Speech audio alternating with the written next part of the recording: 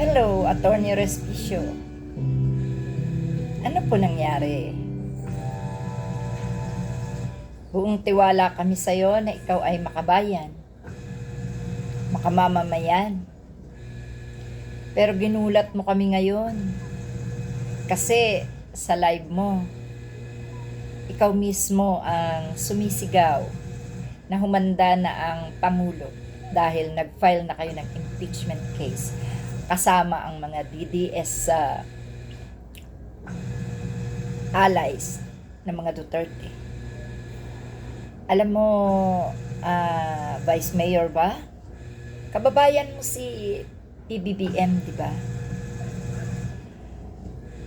Alam mo, ang masasabi ko bilang simpleng mamamayan at boses ng bayan, alam mo, masasabi ko, hindi nyo man ako pakinggan, pero makakarating sa inyo ito.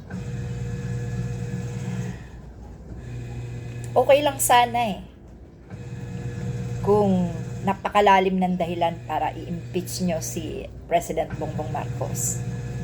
Yes, nakadikit sa pangalan nila ang salitang magnanakaw. Pero sa ngayon, wala pa naman kayong naipapakitang ebidensya na talagang siya ay nagnakaw o siya ay kasama sa nagnakaw.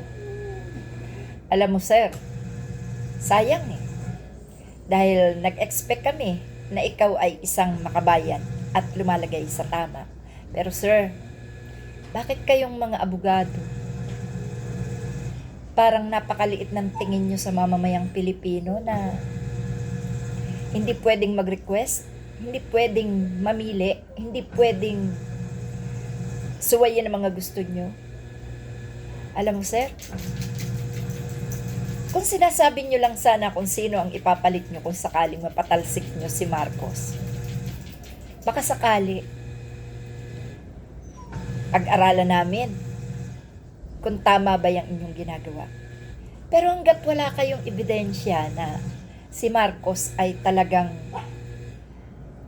gumawa ng kapalpakan or sinasabi nyo nga na aalisin nyo lahat ang magnanakaw sa gobyerno. At sabi nga nila, sinira daw ni President Marcos ang Pilipinas. Alam mo kami, marunong kami tumingin Marunong kaming makiramdam. Marunong kami makinig. Marunong kami magbasa. Marunong kami umunawa. English, Tagalog man yan. O ano pa man. Naunawaan namin ang bawat sinasabi. Alam mo, sir, kahit ilan, kahit gaano ninyo ginugusto na mag-upo ng kapalit ni Marcos, kung si Sara Duterte din lang ang inyong ipapalit, mag-isip kayo. Dahil ang masasabi ko, kayo mismo ang magpapahamak sa bansa. Kayo mismo. Bakit hindi nyo nalang hintayin ang eleksyon para malaman ang lahat at makapamili ang lahat? Kasi karapatan ng tao yun. Karapatan namin bumoto ng gusto namin. Karapatan din namin umayaw sa ayaw namin. Bakit kailangan yung pangunahan? Bakit hindi nyo patapusin ang termino ng isang tao o ng isang nakaupo nang walang pinipilit nyo kasi na mapatalsik agad si Marcos habang nag-iinit naman at atat na atat ang mga Duterte na mapaupo. So ano lang iisipin namin? Gusto nyo talaga si Sara Duterte ang maupo? Bakit? Anong problema nyo? Ano ang dapat nyong iiwas kay Marcos? Ano ang dapat nyong katakutan kapag si Marcos ang nakaupo? Bakit kailangan yung patalsikin si Marcos ngayon? Gayong, yes, siguro, yung pagpapakulong sa mga magnanakaw, yun siguro pinaproblema nyo. Pero, sa inyo na rin mismo nanggaling, kailangan ng due process. Due process? Yan ang pilit yung isinisigaw kapag iniimbestigahan ng isang magnanakaw. kailangan idaan sa due process. Due process ng due process, tumagal ng tumagal.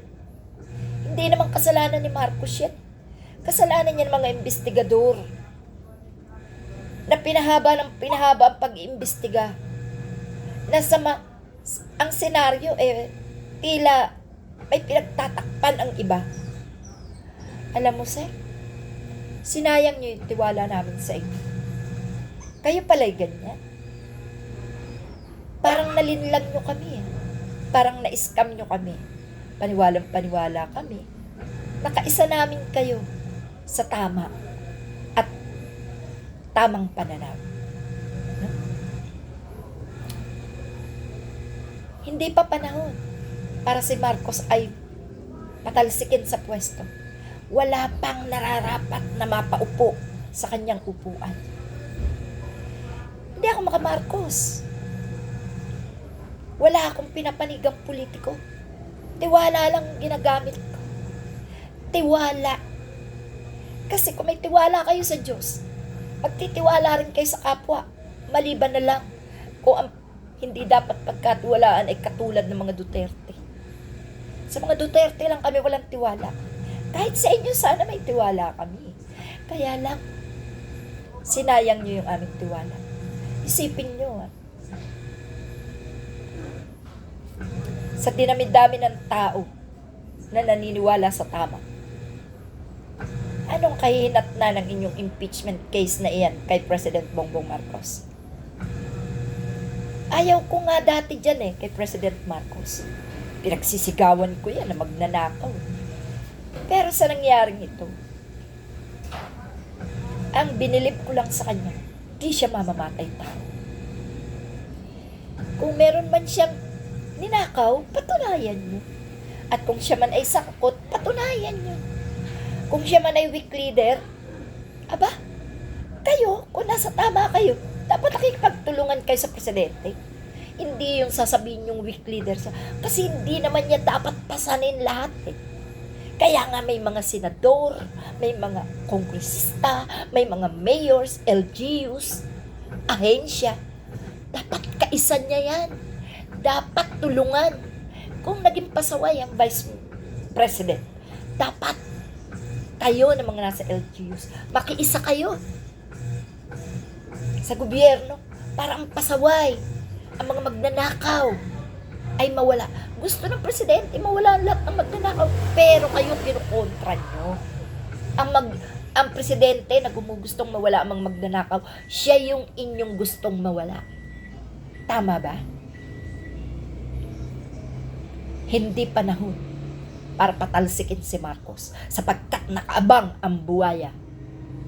Nakaabang ang pag-absuelto sa mga magnanakaw. Hindi matatapos ang nakawan sa Pilipinas hanggat katulad ni na Duterte ang iuupo ninyo. Tandaan nyo yan. Yan ang masasabi ko. Hindi matatapos ang nakawan. Kung mawawala si Marcos, dapat lahat mawala. Ganun lang yun. Hindi yung pinipili nyo lang. No? Pero hanggat walang maipapalit na mabuting lingkod o mabuting leader, hindi pa pwedeng patalsikin si Marcos. Ipaalam nyo sa amin ang tunay nyong agenda. Salamat po.